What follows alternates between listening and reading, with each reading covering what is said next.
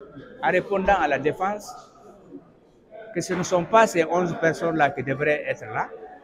Il y a des personnes dehors qui sont présumées être auteurs des événements du 28 septembre.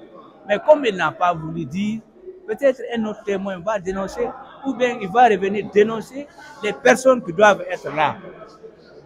Seulement, il a dit que ces personnes ont été dénoncées à tout moment devant la juridiction de jugement.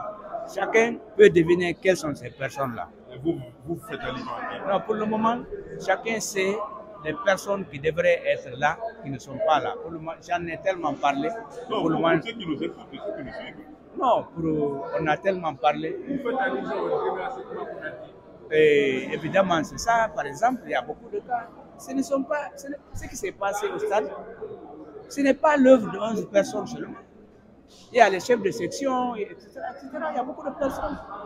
De grâce qu'on cherche à envoyer les personnes aussi responsables dans ce dossier. Il y aura encore beaucoup plus d'équilibre dans le dossier. Moi, c'est mon point de vue. Qu'est-ce que vous avez pu obtenir du contrôleur général Ousmane Camara? Ce qu'on a pu obtenir, c'est très important. Mais les gens n'analysent pas. Il dit qu'il a vu de ses propres yeux des bérets rouges devant le commandant Toumba entrer au stade, qu'il a vu le colonel Thieboro avec des éléments entrer au stade.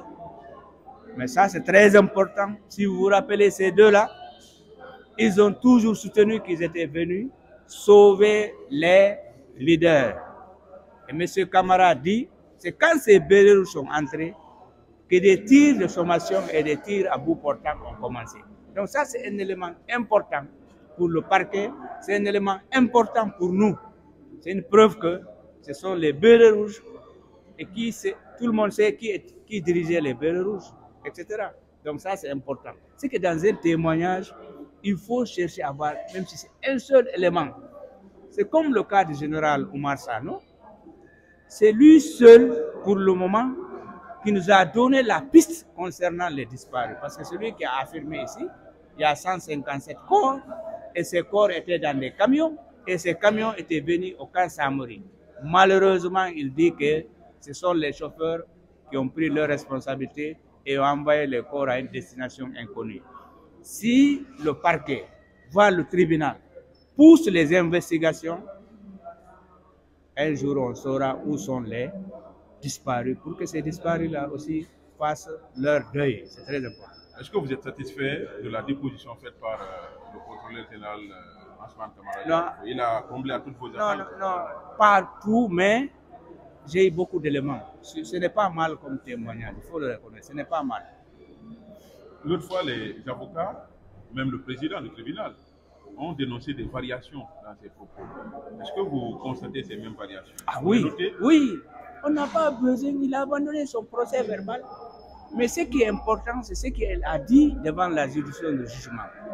Et je rappelle, quand un témoin varie, c'est des risques pour faux témoignage. Et le président a dit de consigner dans le procès verbal, dans le plaintif, ces variations, ainsi que le général Oumar Sano aussi a varié. Ça, c'est pour vous dire que, quelque part, il y a une réserve pour dire toute la vérité.